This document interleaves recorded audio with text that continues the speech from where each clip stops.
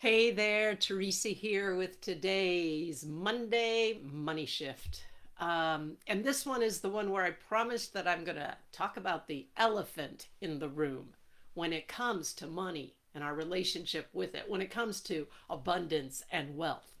So let me just back up where we've been the last few weeks. On the first Money Shift a few weeks ago, I introduced you to the original definition of wealth, which is not about, money and how much of it we have or possessions and things like that.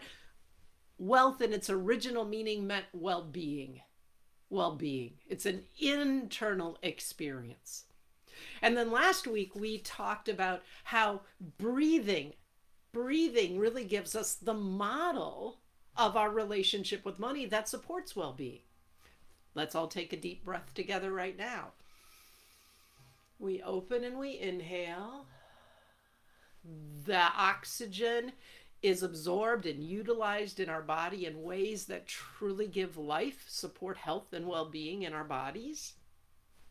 And then we exhale and release the excess, which doesn't support life in us, carbon dioxide, but does support life in the world around us. Plants and trees absorb it, who, in this divine archetype of abundance, the cycle of creation and life, in turn release oxygen, which we can breathe. So that's where we've been.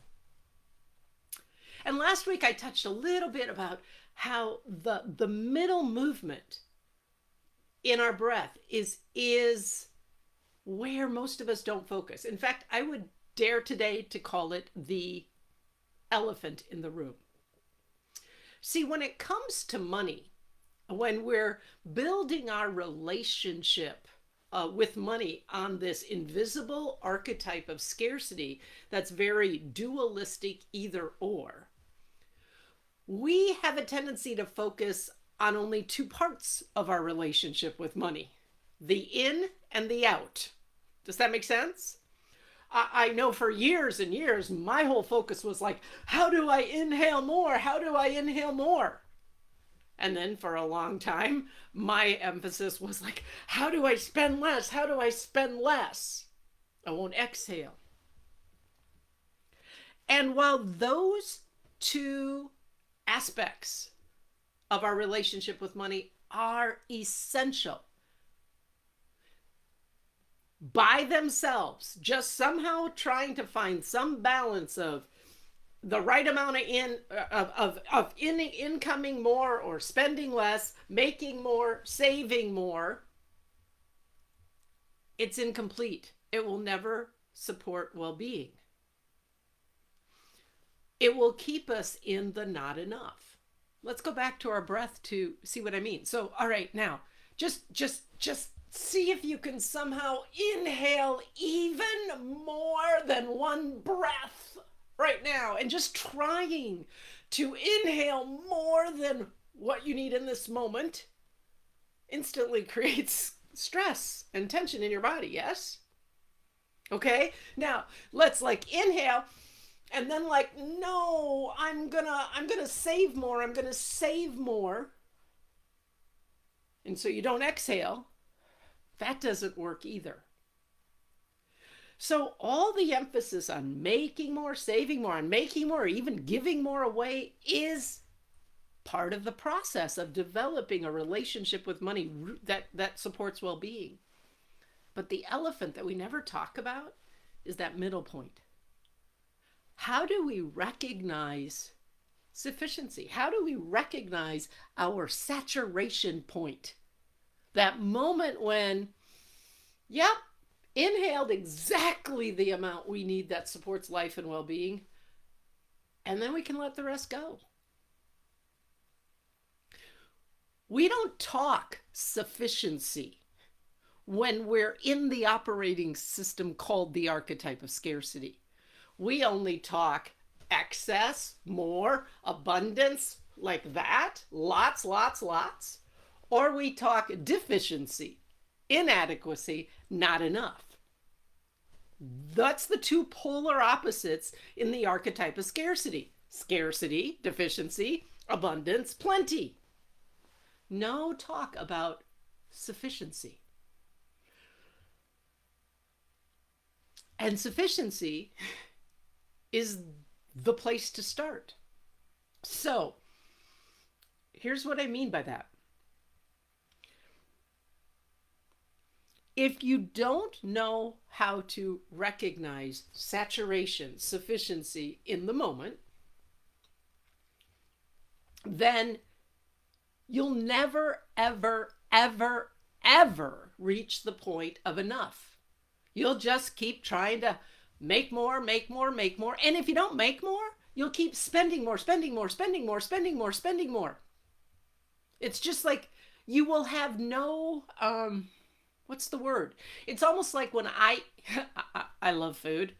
And when there's a dish that I love, I really enjoy it, and I have a healthy appetite, I'll eat one serving. I'll eat a second serving. I'll eat more servings if it's available. Like, I have no stop point other than, oh, this tastes good in the moment. No filter of knowing when to stop to maximize the pleasure I get from that food and to maximize my well-being and my ease after the meal. Okay? That's the place we have to learn. Because until we learn that, well, we'll keep overeating. If we don't know truly what our sufficiency point is, lots of my people that I work with, because they have this built-in belief that they don't deserve it, they're not worth it, like they're not important, their needs and desires don't matter, they won't ever reach their sufficiency point. They'll, like, instead of having a whole plate full of food, they'll have like one little piece. And that's not well-being either. You've got to focus on finding your sufficiency point, your saturation point. And it's a moment by moment place. It's not like you reach it and then you're there for the rest of your life. Right now, we've just started some new seedlings for our garden. And they're just little tiny things. And right now, when they're just little tiny, we just have to spritz just a little bit of water on them. If we put too much on, they're going to die. But when they're now this big, if we just spritz a little bit of water on them, they're going to die. It doesn't work that way.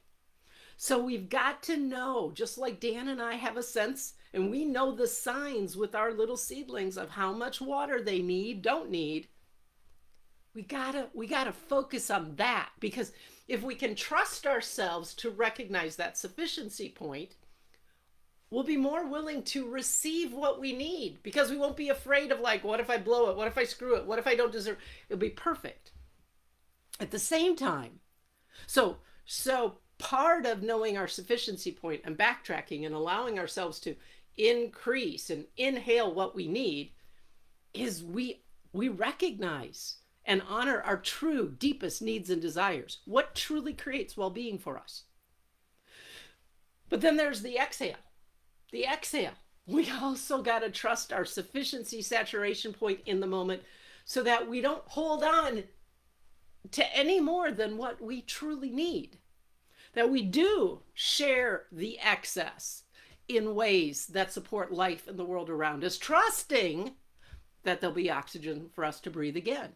And that's the big piece there that factors into the saturation point. Trust. Not trusting yourself. We didn't have to make the oxygen.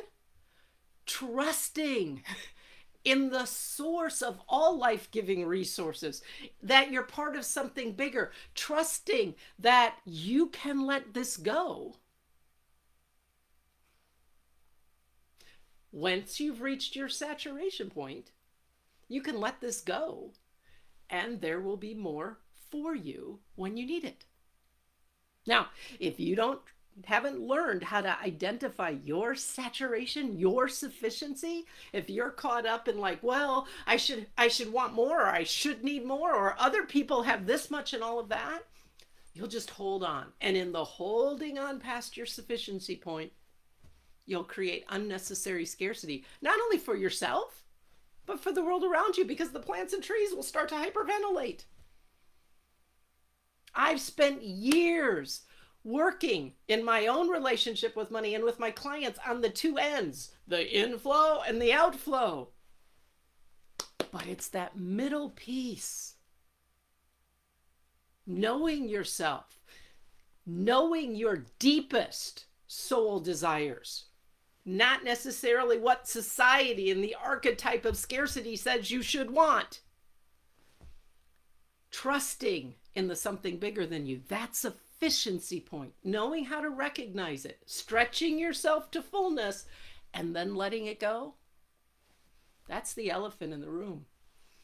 In a world that's all about abundance and more and all that sort of stuff, the archetype of scarcity, the word sufficiency, saturation, a healthy enough, well, that's like a dirty word. But it's not. That's the most important part, as Goldilocks discovered.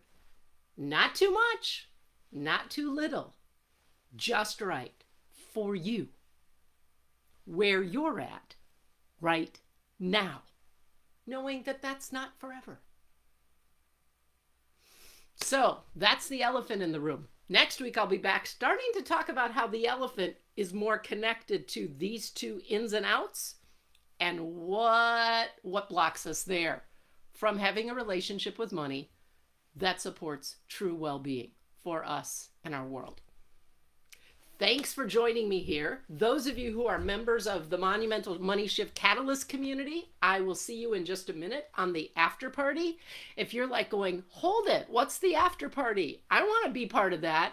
It's really some more continued discussion about this broadcast. Then just either DM me, message me, or put a comment in and say you'd like to know more, and I'll give you details how you can join that community. It's absolutely free.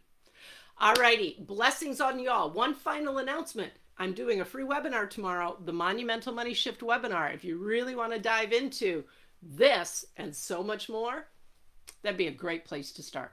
Have a great Monday. See you next week.